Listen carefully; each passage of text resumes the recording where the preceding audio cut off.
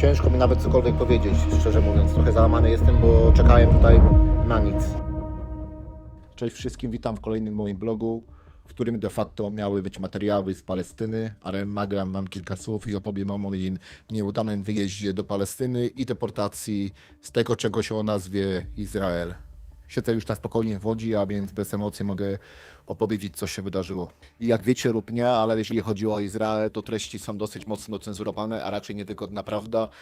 I żeby do kogokolwiek dotarł ten film, ja mogę was prosić o jakąkolwiek reakcję, pod nim napisanie komentarza lub po prostu reakcję lub udostępnienie. Będę bardzo wdzięczny, żeby do kogokolwiek dotarł ten film. Dobra, ale zacznijmy od początku. Już podczas planowania swojej podróży, jadąc do Palestyny i planując tą podróż, niestety musiałem złamać swoją zasadę, bo Izrael był jedynym państwem, do którego miałem nie wjeżdżać, że tak powiem, był u mnie na czarnej liście, ale wiadomo, jadąc na zachodni brzeg, niestety nie miałem innego sensownego wyjścia, więc musiałem przejechać przez Izrael. Nie będę też ukrywał, że przed wyjazdem gdzieś z tyłu głowy miałem taką opcję, że mogą mnie nie wpuścić ze względu też na krajów, które odwiedziły i pieczątki w paszportach, między innymi takich krajów jak, nie wiem, Afganistan czy Pakistan i żeby to problemy. A swoją drogą bardzo fajny zapis jest w pakistańskim paszporcie, mianowicie ten paszport obowiązuje we wszystkich krajach świata, czy jest ważny we wszystkich krajach świata, z wyjątkiem Izraela, a więc szanuję mega. Ale wracając do tematu samego wejścia do Izraela, to myślałem, że po prostu uda mi się to i jeszcze tego samego dnia będę po drugiej stronie, a mianowicie w Palestynie. Niestety rzeczywistość była inna.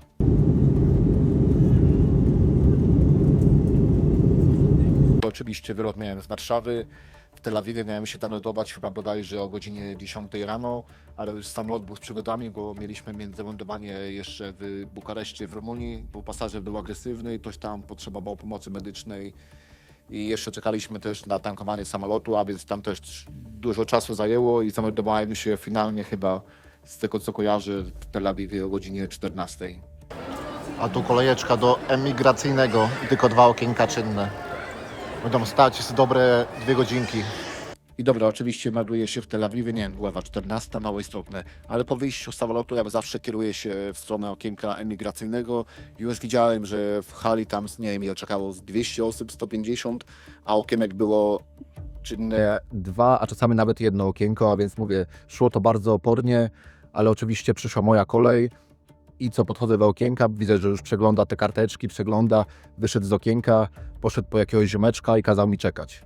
I oczywiście czekałem na tym boczku, nie wiem ile tam czekałem, poczekałem z boku z 15 minut, przyszedł ten jakiś ziomek karteczką i czy podam mu swój numer telefonu i adres e-mail. Mówię, nie ma problemu, podaję mu ten numer telefonu, e-mail. No i kolejne 15 minut, tam czy 30 czekałem, on poszedł z tą karteczką, wraca i mówi, że zapraszam pana na przesłuchanie do pokoju. Ja mówię, dobra, lecimy.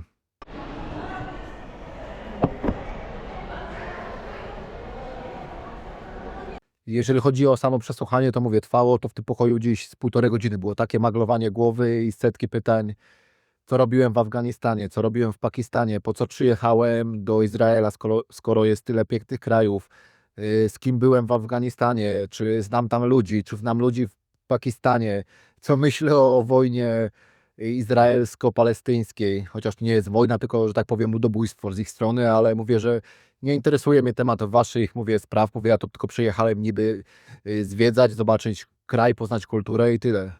I po 6 godzinie przychodzi ten cały oficer, de facto kolejny, mówię, by tam przewijało się chyba z 5 ich, przyszedł, zaprosił mnie do pokoiku, i oczywiście pierwsze co to właśnie odciski palców i poinformował mnie, że na teren Izraela nie wjadę ze względu bezpieczeństwa. Ciężko mi nawet cokolwiek powiedzieć, szczerze mówiąc. Trochę załamany jestem, bo czekałem tutaj 5,5 godziny w sumie na nic. Znaczy ja wiem na co, ale dramat. Nie będę ukrywał, że po prostu liczyłem się z tym, skoro czekałem już prawie pół dnia na tym lotnisku, no to liczyłem się z tym, że nie wjadę. Jeszcze oczywiście w międzyczasie zadzwoniłem do ambasady polskiej w Izraelu, zapytać się, czy mogę coś z tym zrobić, ale powiedzieli mi, że mogę złożyć odwołanie, jeżeli wrócę do Polski, ale raczej odbiję się od ściany, że nic z tym nie zrobię, a więc dziękuję ambasada za pomoc i co? Czy będę się odwoływał? Nie, raczej nie. I później oczywiście kolejny oficer przyszedł, zabrał mnie na przeszukanie, czy nie wiem jak to się nazywa, na rewizję, na jakieś tam na lotnisko, ale tam to zobaczyłem taki sprzęt, że czułem się dosłownie jak w jakimś laboratorium Dextera. A mówię, taki sprzęt, wszystko opatrzyli i pod stopy, i pod paznokcie, mówię, no wszędzie dosłownie. Buty też zdjęli, każdą konserwę prześwietlili, nie wiem, jakieś magnesy, waga, nie wiem co tam wkładali, ale no sprzęt mają naprawdę mocny. I oczywiście po całym tym przeszukaniu czy rewizji, jak zwał, tak zwał, zostałem zabrany do pokoiku gdzieś na lotnisku, na samej górze. Zabrali mi telefon, no powiedzieli, że muszę oddać i że tu nockę spędzę. A więc oddałem telefon i że z rana będę miał deport do Polski. Chyba lot miałem o 11. No przespałem tam nockę, chociaż spanie no ciężko nazwać mnie, bo warunki były ekstremalne, pod takimiś kocami śmierdzącymi, a więc średnio, ale dobra. Nie w takich warunkach się spało też i nie było tragedii, a czy tragedii. No nie było też komfortowo jakoś i mówię, to trochę jak jakiś menel albo lump, mówię, byłem tratowany albo jakiś przestępca, ale dobra, mało istotne. I z rana mnie obudzili właśnie, że mam deport do Polski, zawieźli mnie na lotnisko chyba o 10. Oczywiście jak przestępcę, czyli na płytę lotniska, musiałem jechać busem.